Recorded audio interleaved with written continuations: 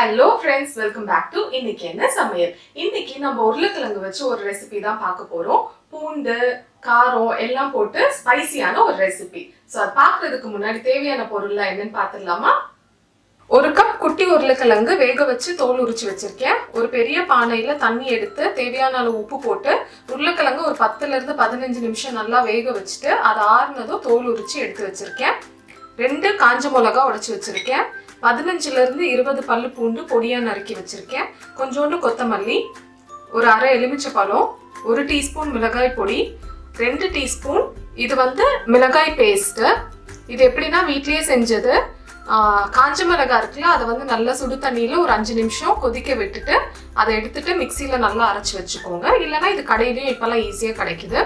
ஒரு அரை teaspoon soya sauce, 1 teaspoon tomato sauce, உப்பு தேவையான அளவு, மிளகு பொடி தேவையான அளவு, கொஞ்சோண்டு தண்ணி, எண்ணெய் தேவையான அளவு. ஒரு கடாய் வச்சிருக்கேன். கடாய் நல்லா சூடானதும் தேவையான அளவு எண்ணெய் ஊத்திக்கோங்க. எண்ணெய் சூடானதும் உடைச்சு வச்சிருக்க காஞ்ச மிளகா போட்டுக்கோங்க. ஒரு 5 செகண்ட் வதக்கிக்கோங்க. அதுக்கப்புறம் பொடியா நறுக்கி வச்சிருக்க பூண்டு போட்டுக்கிறேன். பூண்டு நிறைய போட்டுக்கோங்க இந்த ரெசிபிக்கு. அதுல இருந்து தான் இந்த டிஷ்ஷுக்கு டேஸ்டே வரும். பூண்டு ஒரு 10 செகண்ட் வதங்கினதுக்கு அப்புறமா எடுத்து வச்சிருக்க எல்லா சாஸும் போட்டுருங்க. ஃபர்ஸ்ட் மிளகாய் பேஸ்ட் போட்டுட்டேன், அப்புறம் சோயா சாஸ், அப்புறம் தக்காளி சாஸ்,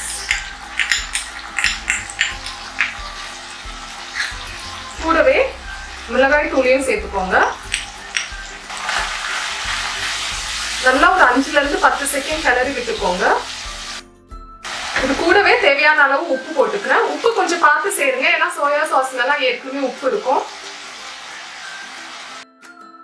இதுல கொஞ்சமா எலுமிச்சை சாறு புழிஞ்சு ஊத்திக்கிறேன். அப்புறமா கொஞ்சம் மிளகு பொடியும் சேர்த்துக்கோங்க. ஏற்கனவே நம்ம காரம் எல்லாம் நிறைய போட்டிருக்கிறதுனால மிளகு பொடி எவ்வளவு வேணுமோ அவ்வளவு சேர்த்துக்கோங்க. ஒரு 2 இருந்து 3 டேபிள் ஸ்பூன் தண்ணி ஊத்தி நல்லா கிளறிக்கோங்க. இப்ப ஃப்ளேமை ஹைல வச்சுட்டு வேக வச்சிருக்க உருளைக்கிழங்கு ஆட் பண்ணிக்கோங்க.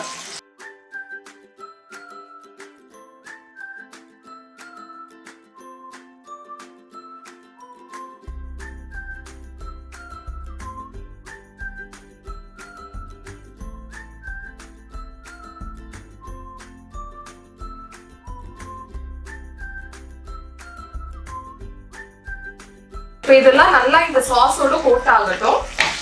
ஒரு 5 இருந்து 10 நிமிஷம் ஆகும். இதெல்லாம் நல்லா வத்துற வரைக்கும் இருக்கட்டும். அப்பதான் அந்த சாஸ் எல்லாம் நம்ம உருளைக்கிழங்குல இறங்கி நல்ல டேஸ்டா இருக்கும். 5 நிமிஷம் ஆச்சு. கரெக்டா என்னோட சாஸ் எல்லாமே வத்தி நல்லா ரெடி ஆயிடுச்சு.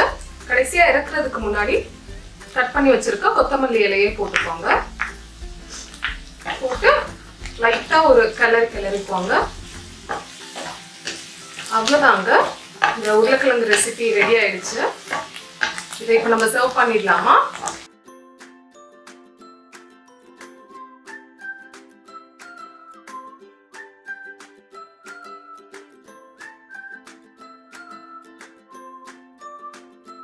அவ்வளவுதான், ஒரு பாத்திரத்துல சர்வ் பண்ணிடலாம். இதை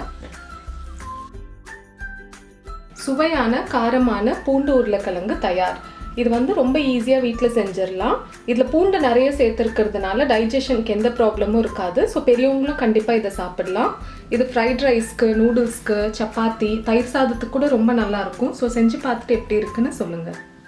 சாப்பிட்டு பார்த்துடலாமா?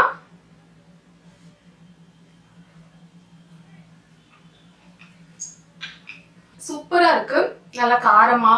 இந்த பூண்டு தான் இதில் அல்டிமேட்டுங்க. ரொம்ப அழகாக அதுக்கு இந்த டிஷ்க்கு ஃப்ளேவர் கொடுக்குது.